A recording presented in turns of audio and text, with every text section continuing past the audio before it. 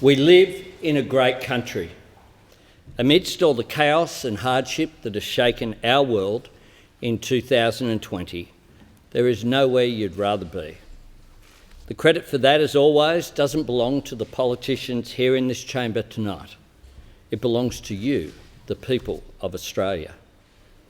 We are coming through this pandemic because of your hard work, your sacrifices, your sense of community, your willingness to put not just your friends and neighbours, but people you have never met and probably will never meet, ahead of yourself.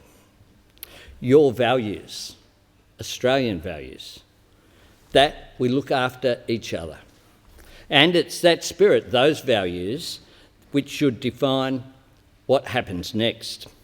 Because the challenge and the opportunity facing us now is not just a matter of getting back things to the way they were.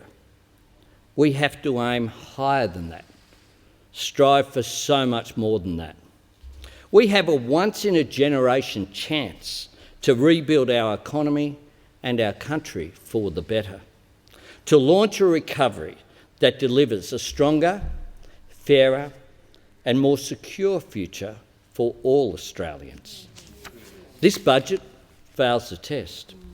The budget reflects the government's character of being guided by short-term politics rather than long-term vision. Our economy was already struggling coming into the crisis. Slow growth, flat wages, declining productivity, business investment going backwards, a doubling of debt. Now they are cutting wage subsidies, slashing unemployment benefits back, and have no plan for childcare, aged care or social housing. This budget leaves people behind. Women have suffered most during the pandemic, but are reduced to a footnote. The best the government can offer is that they can drive on a road. And if you're over 35, you have certainly been left behind. This week, your wage subsidy was cut. In March, your wage subsidy disappears.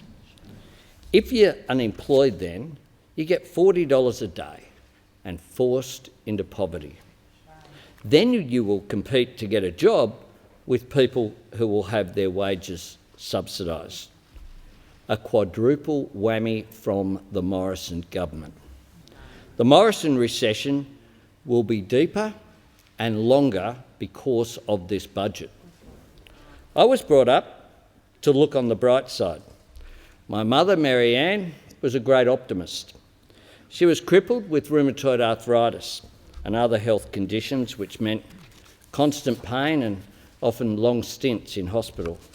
A single mum who raised me in public housing and relied on what was then called the invalid pension, now known as the disability pension. She did it tough, but she always had a smile on her face. She never complained about her lot in life. One of her favourite sayings was, "There's always someone doing it tougher than yourself." Like every Australian parent, her greatest aspiration and the reason for all her sacrifice was to make sure that her child had a better quality of life and greater opportunity than she enjoyed. That aspiration for others has been on full display in 2020. Volunteers fighting bushfires, healthcare workers fending off a pandemic, cleaners and supermarket workers and truckies working around the clock to keep our economy going, teachers redefining education practically overnight, farmers and regional communities who had already copped drought and bushfires, small business reinventing themselves and locals backing them in, trade unions agreeing to temporarily put aside hard-fought industrial gains to maintain jobs and to keep businesses going, public servants reminding us of the honourable profession that they belong to, Australians rallying to help each other through tough times. But if this crisis has reinforced what we know is good about our country, it has also revealed what is wrong with our economy. The budget figures tell the story. An end to 3 decades of economic growth, 1 million unemployed with 160,000 more by Christmas, $1 trillion of debt which had already doubled under this government, now 4 times that which the coalition inherited. And there were the damning silences. Too many Australians are in insecure work, the first to be laid off with low wages and few entitlements. And this budget said nothing about that. Too many women are shut off from economic opportunity, earning less and retiring with less. And this budget said nothing to change that. Too many family budgets being pushed to breaking point by the cost of childcare. And this budget said nothing to help with that. Too many older Australians who built this great nation are being treated without the respect and dignity they deserve. Too many older Australians are lonely prisoners of a broken aged care system. Facilities run for the highest profits at the lowest standards. A care economy workforce in childcare, aged care and disability care that's overworked and underpaid. And Tuesday's budget said nothing and did nothing about that. How can the government push the national debt to $1 trillion, yet leave these fundamental problems unresolved? Tonight, as Labor leader, I want to outline how we can change this for the better, how we can emerge from this crisis with a stronger economy and a fairer society. The pandemic has shown that Labor's values of fairness, security and the power of government to change lives for the better are the right values in a crisis. They are also the right values for the recovery. Throughout this crisis, my colleagues and I have been constructive. As the party that led Australia safely through the global financial crisis, we understand that in the middle of an emergency, the priority is on urgent action. Still, we sought to make improvements, including arguing for wage subsidies, which the Prime Minister first rejected as very dangerous. We wanted casuals, universities and arts to be included. This would have saved tens of thousands of jobs. We warned of the damage caused by a smash and grab on superannuation, forcing desperate people to raid their own retirement savings while they waited for support to arrive. We called for telehealth and mental health support. We backed the trade unions' call for the government to introduce a national scheme of paid parental leave so no one had to choose between turning up to work sick or putting food on the table. Our constructive approach contrasts with the coalition during the GFC, which voted against the Rudd government's major economic stimulus to protect jobs and complained about the debt they inherited, which was 1/4 of the debt created by the Morrison government. The only legacy delivered by this budget is trillion-dollar debt. It's a reform desert. The decisions in this budget should be about setting Australia on a course for the next decade and beyond. And when those decisions are wasteful or unfair or short-sighted or just plain wrong, then it's not the government who pays in the long run, it's the whole country. Just have a look at the NBN. The Liberals have wasted years trashing Labor's plan for high-speed broadband delivered by fibre to the home and business. They went out and bought 50,000 kilometres of copper, literally enough to wrap around the entire planet, so they could build a slow, third-rate network that was out of date before it started. Now, at a cost of $4.5 billion, they've got to fix up the mess that they created. Instead of leading the world on internet speed, business connectivity and online learning, Australia is playing catch-up. If we're going to come out of this recession stronger and fairer, then our country needs a plan to ensure that no one is left behind and no one is held back. Our plan to take Australia from recession to recovery is this: rehire our workers, rewire our economy, recharge workforce participation of women, and rebuild our nation. Yeah.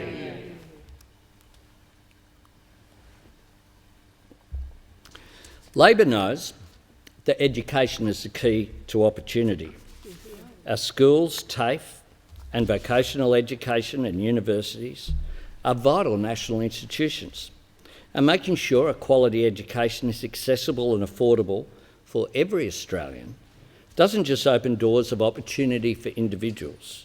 It makes us a smarter, more productive, more future-ready country. And investing in education needs to begin at the beginning with quality childcare. We all know how much our kids change and learn and grow before they're at school.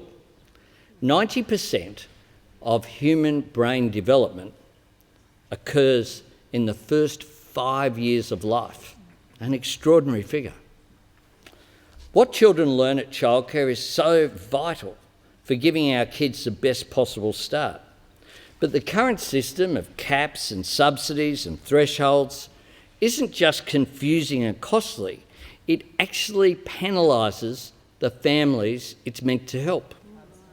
Right around Australia, instead of childcare supporting families where both parents want to work, the costs and the tax system actively discourage this. And, as is too often the case, it's working mums who cop the worst of it. For millions of working women, it's simply not worth working more than 3 days a week. This derails careers, it deprives working women of opportunities they've earned, and it costs workplaces not just day-to-day productivity, but years of valuable knowledge and skills that's been built up. If I'm elected Prime Minister, I am going to fix this. Yeah. Tonight I announce that a Labor government will, from 1 July 2022, remove the annual cap on the childcare subsidy, eliminating once and for all the disincentive to work more hours. Yeah. And we will increase the maximum childcare subsidy to 90%, yeah, cutting costs for 97% of all families in the system. We will order the ACCC to design a price regulation mechanism that will ensure that every taxpayer dollar flows directly through to savings for Australian families.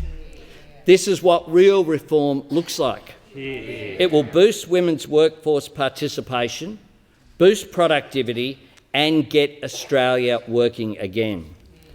Building a childcare system that works for families will turbocharge productivity in workplaces, delivering a much-needed boost in economic growth of conservatively $4 billion a year. For me, the principle is very simple. Early education is vital for children's future, and childcare is an essential service for families, but as well for the economy. So our long-term goal, and the mission we will set for the Productivity Commission, which will be asked to report in the first term of a Labor government, is to investigate moving to a 90% subsidy for childcare for every Australian family. Yeah. This is not a welfare measure, this is economic reform. Labor created Medicare, universal health care. We created the NDIS, universal support for people with disability. We created superannuation, universal retirement savings for workers. And if I'm Prime Minister, I will make quality, affordable childcare universal too. Yeah. This global pandemic has exposed the terrible damage 7 years of Liberal government has done to Australian manufacturing. I don't want our country to always be the last link in a worldwide supply chain. My vision is for us to have the skills and smarts and people in industry to make things here and sell them on the global market. So tonight I want to talk about Labor's plan for a future made in Australia, a mass mobilisation of resources, an across-the-board strategy for job creation, training and skills, lower energy prices, infrastructure, government purchasing, manufacturing and construction. A plan to grow our economy out of this recession and build for the future too. The first policy that I announced when I was in Perth as Labor leader was to build on the success of the Infrastructure Australia model that I created and create Jobs and Skills Australia. This is about joining up the needs of our economy now with training opportunities for the future. We have a shortage of nurses, welders, bricklayers, hairdressers and engineers. Yet under this government, there are 140,000 fewer apprentices and trainees doing a course than there were 7 years ago. We want to equip every Australian with the skills for a good, secure job. And we want to make sure that every employer has access to a well-trained Australian workforce. And right at the heart of our plan for skills and training is the great institution of public TAFE. But there's more government can and should do. Every year, the Commonwealth spends billions of taxpayer dollars on building and upgrading roads, maintaining railways and repairing bridges. To deliver maximum public value for money, Labor will create an Australian skills guarantee. On every major worksite receiving federal government funding, 1 out of 10 workers employed will be an apprentice, a trainee or a cadet. These common sense measures will train tens of thousands of workers. We will also consider how this principle can be extended to federal government subsidised sectors like aged care, disability care and childcare in cooperation with providers. And we'll bring the same approach to defence acquisitions too. Over the next decade, there is $270 billion of defence spending on the books. These investments in national security should also deliver a dividend for national skills, training, research and manufacturing. A Labor government will implement concrete rules to maximise local content and local jobs. At best, the Liberals' approach is all over the shop when it comes to Australian content. Remember when one of this Liberal government's defence ministers said that he wouldn't trust Australians to build a canoe. Australians will never forget that it was this government that drove Holden, Ford and other car makers out of Australia, taking tens of thousands of jobs in auto manufacturing, servicing and the supply chain with them. This wasn't just dumb and devastating in the short term. Cutting down the Australian auto industry also cut Australia off from the next round of opportunities, dealing us out of a new wave of technology that could have been made in Elizabeth and Altona and Geelong, but instead is being made in Detroit and Tokyo. It's the same at a state level. Liberal governments consistently say that we can't build trains here, and yet the ones they've bought from overseas have been too long for our stations, or too narrow for our tracks, or too tall for our tunnels. Last December I visited the Downer EDI site in Maryborough, Queensland, where skilled Aussie workers are refitting rail carriages purchased from overseas by the former Newman LNP government. This work is being done in a factory that's been proudly building trains and employing Aussies since the 19th century. Our country has the skills, the experience and the know-how. What's missing is a government that believes in manufacturing and has a plan to deliver. Tonight I announced that a Labor government will create a national rail manufacturing plan. We will provide leadership to the states and work with industry to identify and optimise the opportunities to build trains here in Australia for freight and for public transport.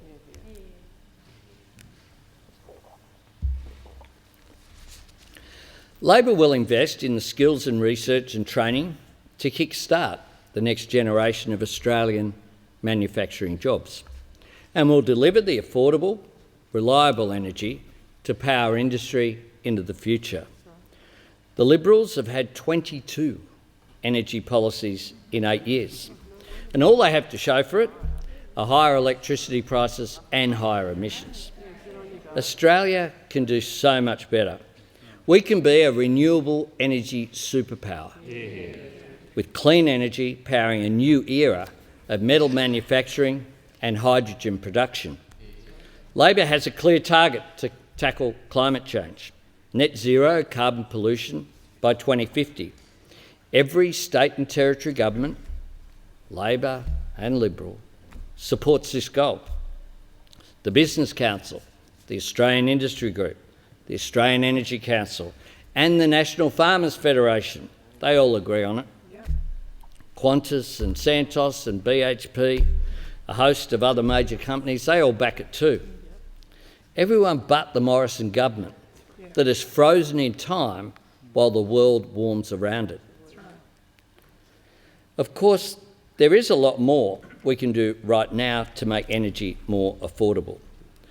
The truth is that Australia's electricity network was designed for a different century, a bit like copper in the NBN, for a time when solar panels run pocket calculators, not the 1 in 4 households that currently have rooftop solar.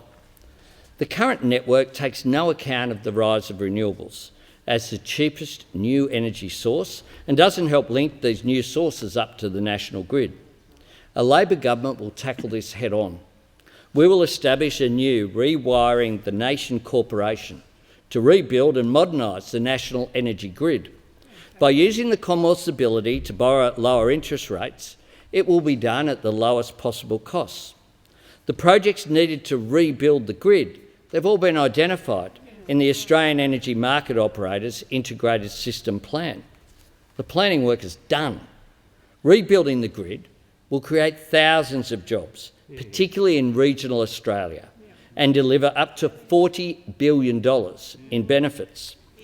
Fixing transmission is technology neutral and will allow the market to drive least cost new energy production. Reforming childcare, rebuilding the national energy grid and revitalising Australian manufacturing are at the heart of Labor's plans for job creation over the next decade. But in the middle of the first recession in 30 years, we know Australia needs a plan to create jobs right now. One of the fastest ways to lift economic growth and get tradies back on the tools is to invest in social housing. There's 100,000 social housing dwellings around the country that are in urgent need of repair. The roof leaks, they're full of mould or damp, the plumbing isn't up to scratch. If these were MPs' offices, they'd be fixed overnight. These are people's homes, and they've a job creation plan that is ready and waiting in every city and town. Tradies could be ordering from suppliers today, they could be on site tomorrow. And the pipeline of work doesn't stop at existing houses that need fixing. There are new houses that can be built too. Almost 200,000 Australians are on waiting lists for social housing. I grew up in public housing. I know that when you don't have much, having a roof over your head provides security and makes all the difference to your life. So many economists have identified investing in social housing as the best way to provide immediate stimulus to the economy. It would create thousands of jobs in construction and the trades. Yep. And just like for my mum, it would give thousands of people a better life. The pandemic has exposed Australia's vulnerability. This has particularly impacted the elderly, with more than 670 tragic deaths in aged care, in a system that was described by the Royal Commission in their one-word title of the interim report that they issued last year. One word: neglect. This budget has done nothing to address this neglect and nothing to ensure that aged care residents have enough nurses, carers and other staff that they need and deserve. The Royal Commission declared last week that there was still no plan for aged care. It's also the case that our pandemic preparedness was poor. The last time we had a national pandemic preparedness exercise, best practice, was run by the Rudd government back in 2008. A Labor government will establish an Australian Centre for Disease Control to bring us into line with other advanced economies. We're the only country in the OECD that doesn't have one. On Tuesday night, Australia needed a plan to seize the economic opportunities of the next decade. We are, after all, located in the fastest growing region of the world in human history. Instead, we got an incoherent grab bag, fixated on the photo opportunities of next week. And that's the defining flaw of this government and this Prime Minister. They think an announcement is the end in itself. Always there for the photo op, never there for the follow-up. We see it time and time again. Remember the back in black mugs they were selling last budget ahead of delivering the biggest deficit in Australian history? I think they picked the wrong AC/DC song. The mug should have said, "Dirty deeds done dirt cheap." Because when you look at the waste and the grift and the pork barrelling exposed by the Australian National Audit Office, that's had its funding cut in this budget as payback, the sports rorts scandal, the $30 million paid for airport land that was worth just $3 million, the Great Barrier Reef Foundation arriving at a meeting and walking out with more than $400 million they didn't ask for. 2 years after announcing they would support a National Integrity Commission, the legislation is as visible as a Morrison government surplus. A Labor government will deliver a national anti-corruption body to restore faith in our democracy. In 7 years, the gap between what they've promised on infrastructure on budget night and what they've actually delivered is nearly $7 billion. They turn up, they turn over the first sod, and years later weeds are growing on the empty lot. In spite of a budget drowning in red ink, there were no new game-changing infrastructure projects funded. As Australia's first ever infrastructure minister, I know what a missed opportunity this budget represents. Then there's the Emergency Response Fund. This $4 billion fund was created in the aftermath of the catastrophic bushfires, with $200 million available each financial year from last year, 2019-20. It's for recovery as well as resilience in the lead up to bushfire seasons and other natural disasters. Not a dollar has been spent. Not one. This week I spoke to Zoe Salucci in Cobargo. The Prime Minister should remember her. She was the young pregnant woman who had lost her home and asked for more help for the Rural Fire Service. She was reluctant to shake his hand. Zoe's son Phoenix turned 6 months old this week. Great name. Named after the Greek mythological bird that obtained new life by rising from the ashes. When Phoenix was born, Zoe, her husband, and their 2-year-old daughter Uma were still living in a van. She despairs that so many of her community are still living in temporary caravans on land that is yet to be cleared. Yet the $4 billion funding announced remains untouched, and that's why the true test of this budget isn't this week's headlines. It's not the rhetoric or the promises. It's whether money actually reaches the people who need it.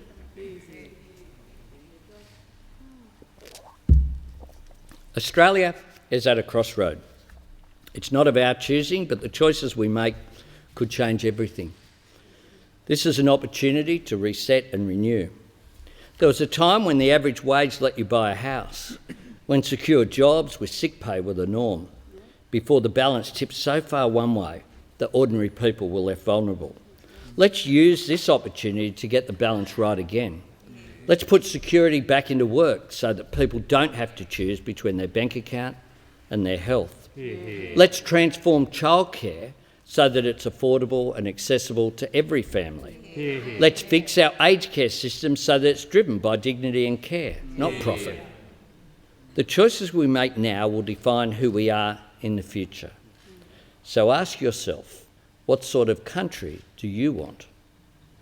Do we want to return to the same work insecurity, the same cuts to TAFE and unis, the same second-rate services for the bush, the same stale arguments over climate change? I want us to do better.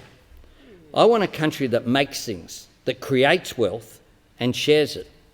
A country where the next generation inherit opportunity and prosperity, not debt and doubt. A country which respects our farmers and our miners in the regions and our cleaners and musicians in the cities. A country that respects those who've come across the sea to enrich our society, and one that recognises the privilege that we have of being a part of the world's oldest continuous culture and recognises First Nations people in our Constitution and gives them a voice to this Parliament. A country where, when the going gets tough, government is on your side. That's the Australia I believe in. That's the better future that I want us to build together. Mr. Speaker, the year 2020 has been the year from hell. But during this calamity, we learn a lot about ourselves and about each other. A man called Tom Uren was the closest person in my life I had to a father figure. Tom fought in World War II. He spent his 21st birthday as a Japanese prisoner of war on the notorious Thai-Burma Railway. He never talked much about what he went through, but he always said that Australians survived because of a simple code.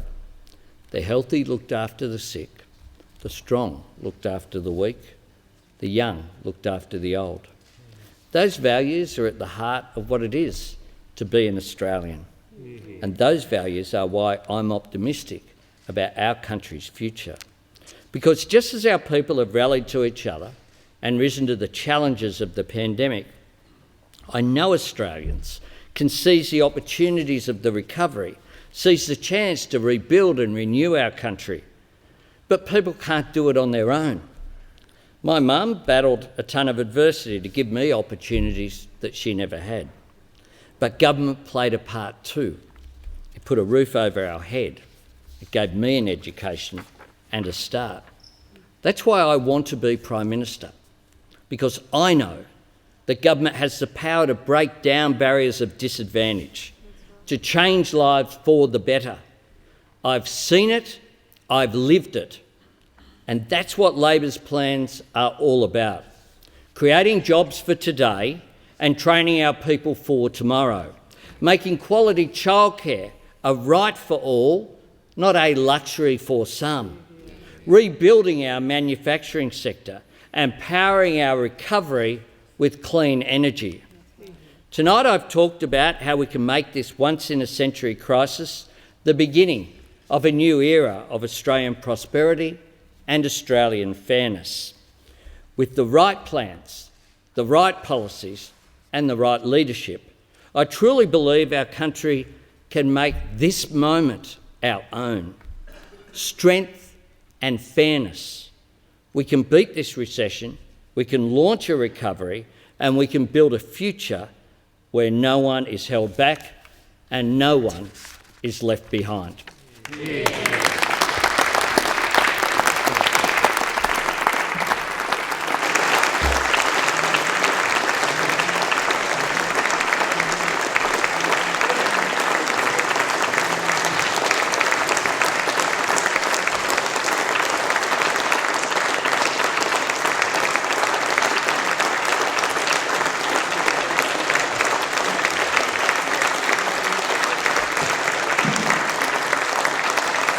Order. The debate is adjourned. The House stands adjourned until Monday 19 October 2020 at 10 a.m. in accordance with the resolution agreed to previously.